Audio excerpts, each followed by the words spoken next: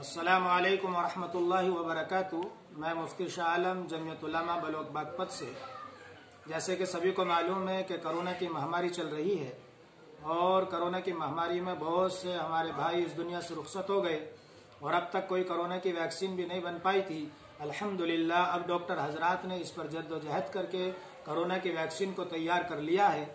और इसके बारे में जो अफवाहें चल रही हैं कि कुछ लोग कहते हैं कि ये वैक्सीन के पीछे छुप कर कुछ और दूसरा इंजेक्शन लगा देंगे, ये तमाम की तमाम अफवाहें हैं कि ऐसे इंजेक्शन लगाएंगे जिससे कुछ दिन के बाद आदमी मर जाएगा या कोई और मसला कोई बीमारी हो जाएगी। ये तमाम की तमाम चीज़ें अफवाह हैं। इनसे खुद को भी बचाएं और हर एक मुल्क के बाशिंदे को बचाएं और इन अफवाहों से बचा करके वैक्सीन लगवाने का काम करें।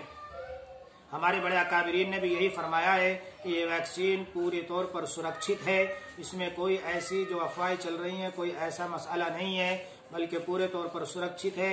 इसलिए खुद भी वैक्सीन लगवाएं और दूसरों के लगवाने का भी कार्य करें, यानी दूसरों के लगवाने में भी सहयोग करें।